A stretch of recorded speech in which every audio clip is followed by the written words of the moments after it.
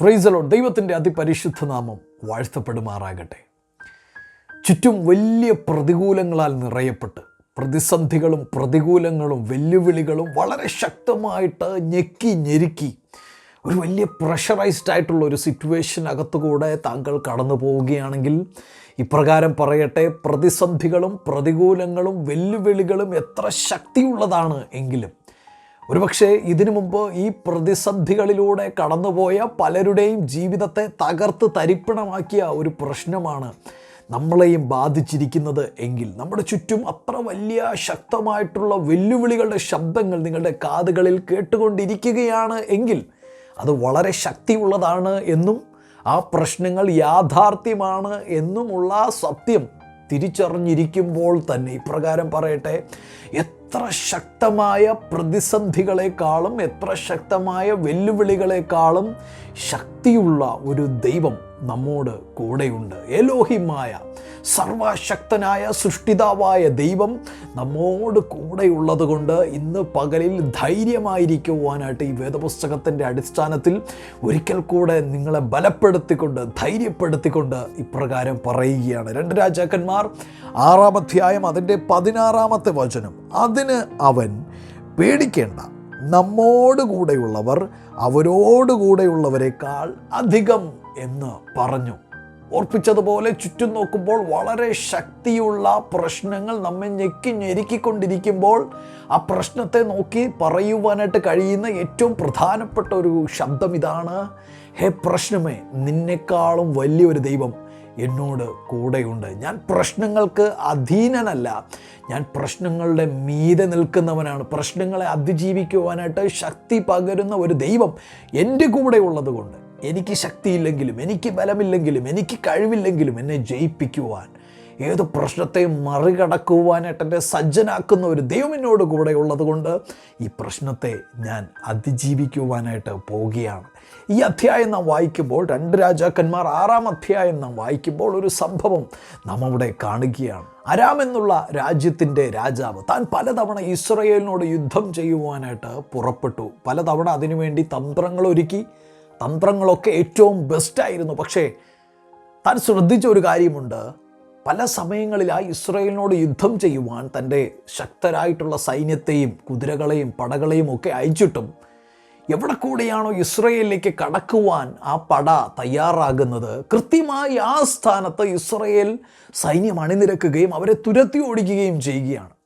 ഇത് മനസ്സിലാക്കിയ അരാം രാജാവിന് ഒരു കാര്യം ബോധ്യമായി: ആരോ, തൻ്റെ സൈന്യത്തിനകത്തുള്ള ആരോ ഈ യുദ്ധതന്ത്രങ്ങൾ ഇസ്രായേലിനെ ചോർത്തിക്കൊടുക്കുന്നവരുണ്ട്.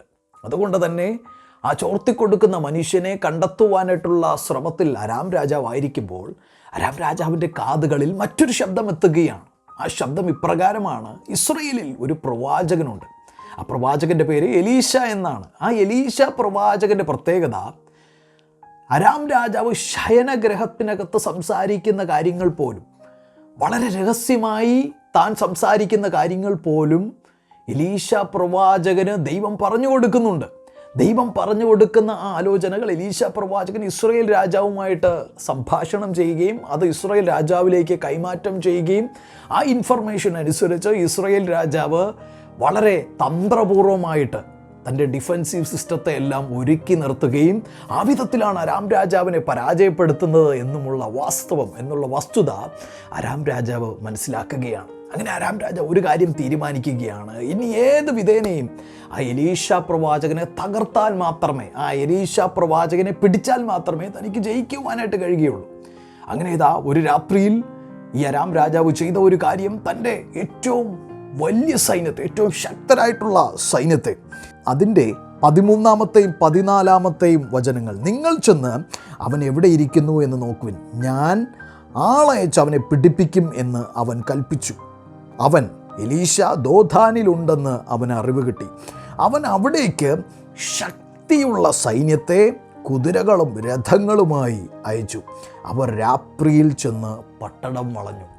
അപ്പോൾ അരാം രാജാവിന് മനസ്സിലായി, എലീശ പ്രവാചകൻ ഇപ്പോൾ ദോഥാനിലുണ്ട്. ദോഥാനിലേക്ക് പോയാൽ എലീശ പ്രവാചകനെ ഈസിയായിട്ട് പിടിക്കുവാനായിട്ട് കഴിയുമെന്ന് ചിന്തിച്ചുകൊണ്ട് തൻ്റെ ഏറ്റവും ബെസ്റ്റായിട്ടുള്ള, ഏറ്റവും ശക്തിയുള്ള ഈ യുദ്ധം ഏറ്റവും പ്രധാനപ്പെട്ടതാണെന്ന് മനസ്സിലാക്കിക്കൊണ്ട് ഏത് വിധേനയും എലീശ പ്രവാചകനെ പിടിച്ചാലേ മുന്നിലേക്ക് പോകുവാനായിട്ട് കഴിയുകയുള്ളൂ എന്നുള്ളത് കൊണ്ട് തന്നെ ഏറ്റവും ബെസ്റ്റായിട്ടുള്ള, ഏറ്റവും സ്മാർട്ടായിട്ടുള്ള പടയാളികളെയും കുതിരകളെയും രഥങ്ങളെയും എലീശ പ്രവാചകനെ പിടിക്കുവാൻ വേണ്ടി മാത്രം അയക്കുകയാണ്.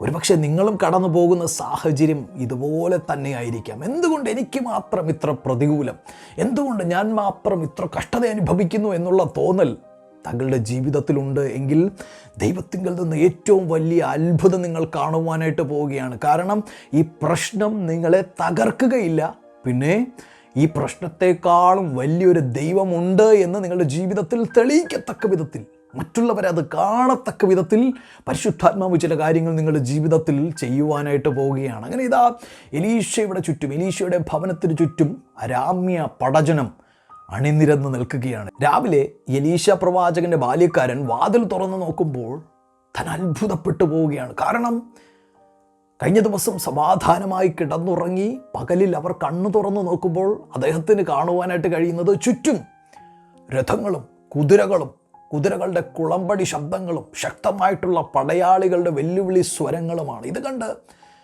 ഈ മനുഷ്യനങ്ങ് പേടിച്ചു പോയി, ഈ ബാല്യക്കാരനങ്ങ് പേടിച്ചു പോയി. ഓടിച്ചെന്ന് എലീശയോട് പറയുകയാണ്, അയ്യോ യജമാനെ, നമ്മളിനി എന്തു ചെയ്യും? നമ്മുടെ കാര്യം ഇതോടെ അവസാനിക്കുവാനായിട്ട് പോവുകയാണ്. നമ്മളിത് അവരുടെ കയ്യിൽ വീഴുവാനായിട്ട് പോവുകയാണ്. ഇനി നമുക്ക് പുറത്തേക്ക് ഇറങ്ങി ഓടുവാൻ പോലും വഴിയില്ല. എന്നാൽ വളരെ ശാന്തനായി തൊട്ടടുത്തതായിട്ട് എലീശ പ്രവാചകൻ പറഞ്ഞ കാര്യമാണ് നാം പ്രാരംഭത്തിൽ വായിച്ചത്. എലീശ പ്രവാചകൻ തൻ്റെ ബാല്യക്കാരനോട് പറയുകയാണ്, ഭയപ്പെടേണ്ട, പേടിക്കേണ്ട, നമ്മോടുകൂടെ ഉള്ള ഒരു ദൈവമുണ്ട്. ആ നമ്മോടുകൂടെയുള്ള ദൈവത്തിൻ്റെ സൈന്യം ഇതാ ഇവിടെ ഇറങ്ങി നിൽപ്പുണ്ട്. ദൈവം തൻ്റെ സർവ സൈന്യത്തോടുകൂടെ സൈന്യങ്ങളുടെ യഹോവ നമുക്ക് ചുറ്റും കാവലായിട്ടുണ്ട് എന്ന് പറഞ്ഞ് തൻ്റെ ബാല്യക്കാരനെ ആശ്വസിപ്പിക്കുകയാണ്. മാത്രമല്ല തൊട്ടടുത്തതായിട്ട് എലീശ തൻ്റെ ബാല്യക്കാരന് വേണ്ടി പ്രാർത്ഥിച്ചു. ദൈവമേ, അവൻ്റെ കണ്ണ് തുറക്കണമെന്ന് ദൈവത്തോട് പ്രാർത്ഥിച്ച് തൊട്ടടുത്ത നിമിഷം ഓൺ ദ സ്പോട്ടിൽ ബാല്യക്കാരന് കാണുവാനായിട്ട് കഴിയുന്ന കാഴ്ച അതിൻ്റെ തുടർന്നുള്ള ഭാഗങ്ങളിൽ നാം കാണുകയാണ്. യഹോവ ബാല്യക്കാരൻ്റെ കണ്ണു തുറന്നു. എലീശയുടെ ചുറ്റും അഗ്നിമയമായ കുതിരകളും രഥങ്ങളും കൊണ്ട് മല നിറഞ്ഞിരിക്കുന്നത് അവർ കണ്ടു. തൻ്റെ ബാല്യക്കാരന് ആദ്യമായിട്ട് കാണുവാനായിട്ട് കഴിഞ്ഞത് മാനുഷികമായിട്ടുള്ള ശബ്ദങ്ങളും മാനുഷികമായിട്ടുള്ള വെല്ലുവിളികളും മാനുഷികമായിട്ടുള്ള പ്രശ്നങ്ങളും കുതിരകളും രഥങ്ങളും ഒക്കെ ആയിരുന്നെങ്കിൽ തൻ്റെ കണ്ണൊന്ന് തുറന്നപ്പോൾ, തൻ്റെ ആത്മീയ കണ്ണുകളൊക്കെ ഒന്ന് തുറന്നപ്പോൾ തനിക്ക് കാണുവാനായിട്ട് കഴിഞ്ഞത് എലീശ നേരത്തെ സൂചിപ്പിച്ചതുപോലെ ഈ മാനുഷികമായിട്ടുള്ള ബലത്തെക്കാൾ, ഈ മാനുഷിക ബലത്തെ തോൽപ്പിക്കുവാനായിട്ട് കഴിവുള്ള ഈ മാനുഷിക ബലങ്ങൾക്ക് മീതെ ബലവാനായ ദൈവത്തിൻ്റെ അഗ്നിമയമായ രഥങ്ങളും കുതിരകളും ഇതാ മല നിറഞ്ഞ് ഇറങ്ങി നിൽക്കുന്ന കാഴ്ചയാണ് അവർക്ക് കാണുവാനായിട്ട് കഴിയുന്നത്. പിന്നത്തേതിൽ നമുക്ക് ഊഹിക്കുവാനായിട്ട് കഴിയുന്നത് പോലെ അരാം രാജ്യം തോറ്റ് തങ്ങളുടെ സ്വന്തം ദേശത്തേക്ക് പോകേണ്ടി വരുന്ന കാഴ്ച തുടർന്നുള്ള ഭാഗങ്ങളിൽ നാം കാണുകയാണ്. അതിലേക്ക് പോകുവാനായിട്ട് ആഗ്രഹിക്കുന്നില്ല. എന്നാൽ ഇന്ന് പകലിൽ പ്രിയ ദൈവമക്കളെ, നിങ്ങളെ നോക്കി ഇപ്രകാരം പറയട്ടെ, എന്ത് പ്രശ്നമാണെങ്കിലും ഒന്നാമത് ഭയപ്പെടാതിരിക്കുക, പേടിക്കാതിരിക്കുക. നമ്മുടെ ഹൃദയം ചഞ്ചലിച്ചു പോകരുത്. നമ്മുടെ ഹൃദയം ദൈവത്തിൽ ഉറച്ചിരിക്കട്ടെ. എത്ര പ്രശ്നങ്ങളെക്കാളും എന്ത് വലിയ വെല്ലുവിളികളെക്കാളും ശക്തമായിട്ടുള്ളൊരു ദൈവം നമുക്കുള്ളത് കൊണ്ട് തൻ്റെ മക്കൾ ഒരാപത്തിൽ പെടുമ്പോൾ തൻ്റെ സകല സൈന്യങ്ങളുമായി, സർവ്വ സൈന്യങ്ങളുമായി ഇറങ്ങി വന്ന് തൻ്റെ മക്കളെ പ്രൊട്ടക്റ്റ് ചെയ്യുന്ന, ഒരു കാവൽ ചെയ്യുന്ന ഒരു ദൈവമാണ് നമ്മുടെ ദൈവമെന്ന് ഓർക്കുക. 91 സങ്കീർത്തനം അതിൻ്റെ 11-12 വചനങ്ങൾ വളരെ ശ്രദ്ധയോടെ വായിക്കുമ്പോൾ ഇങ്ങനെയാണ് നമുക്ക് കാണുവാനായിട്ട് കഴിയുക.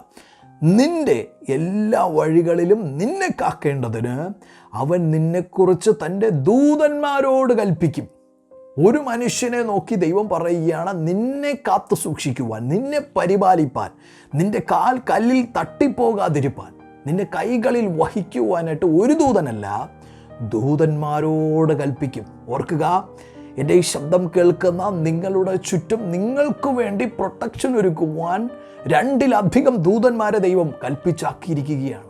നാം ഉറങ്ങുമ്പോഴും മയങ്ങുമ്പോഴും നമുക്ക് ചുറ്റും കാവലിരിക്കുന്ന ദൂതന്മാരുണ്ട്. നമുക്ക് വേണ്ടി പ്രൊട്ടക്ഷൻ ഒരുക്കുന്ന ഒരു ദൈവമുണ്ട്. വചനം നമ്മളെ പഠിപ്പിക്കുന്നു, ഇസ്രായേലിൻ്റെ പരിപാലകൻ മയങ്ങുകയുമില്ല, ഉറങ്ങുകയുമില്ല. നാം നമ്മുടെ ദൈവത്തിൻ്റെ ഭക്തിയോടെ നാം ദൈവത്തിൻ്റെ സ്നേഹത്തോടെ നാം നമ്മുടെ ദൈവത്തോട് നമ്മുടെ ഹൃദയം പകർന്നുകൊണ്ട് ദൈവത്തോട് ചേർന്ന് നടക്കുമ്പോൾ നമുക്ക് വേണ്ടി കാവലൊരുക്കുന്ന ഒരു ദൈവമുണ്ട്, നമ്മുടെ ചുറ്റും ദൂതന്മാരുണ്ട് എന്ന് നമ്മുടെ കണ്ണു തുറന്ന് കാണുവാനായിട്ട് ഇന്ന് പകലിൽ കഴിയട്ടെ. യെശയ്യാ പ്രവാചകന്റെ പുസ്തകം 49:16 ഇങ്ങനെ നാം വായിക്കുകയാണ്, ഇതാ ഞാൻ നിന്നെ എൻ്റെ ഉള്ളം കയ്യിൽ വരച്ചിരിക്കുന്നു. പിതാവായ ദൈവത്തിൻ്റെ ഉള്ളം കയ്യിലാണ് നാം ഓരോരുത്തരും. ദൈവത്തിൻ്റെ ഉള്ളം കയ്യിലിരിക്കുന്ന നമ്മെ തൊടുവാൻ ഒരു പിശാചിനെ ദൈവം സമ്മതിക്കുകയില്ല. ഒരു പിശാചിന് നിങ്ങളുടെ അടുക്കലേക്ക് കടന്നു വരുവാനായിട്ട് കഴിയുകയില്ല.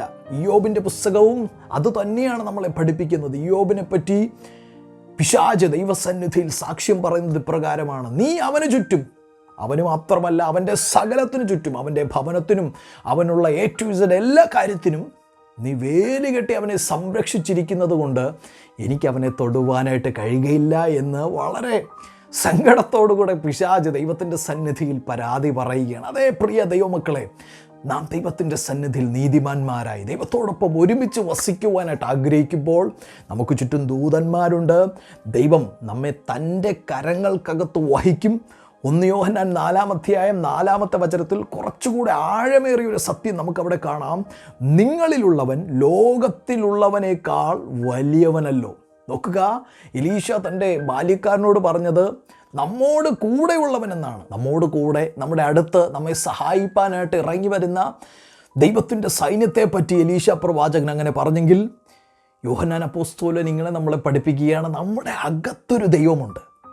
രക്ഷിക്കപ്പെടുന്ന, തങ്ങളുടെ ജീവിതം കർത്താവിന് സമർപ്പിക്കുന്ന, യേശുവിനെ സ്വന്തം രക്ഷിതാവായി സ്വീകരിക്കുന്ന ഒരു മനുഷ്യൻ്റെ ഉള്ളിൽ യേശു കർത്താവുണ്ട്. ആ യേശു കർത്താവിനെ ചൂണ്ടിക്കാണിയിട്ട് യോഹന്നാൻ അപ്പോസ്തലൻ പഠിപ്പിക്കുകയാണ്, നിങ്ങളിലുള്ളവൻ ലോകത്തിലുള്ളവനേക്കാൾ വലിയവനല്ലോ. പ്രിയ ദൈവ പൈതലേ, ഇന്ന് പകലിൽ നമ്മുടെ ജീവിതം കർത്താവിൻ്റെ കരങ്ങളിൽ സമർപ്പിച്ചിട്ടുണ്ടോ?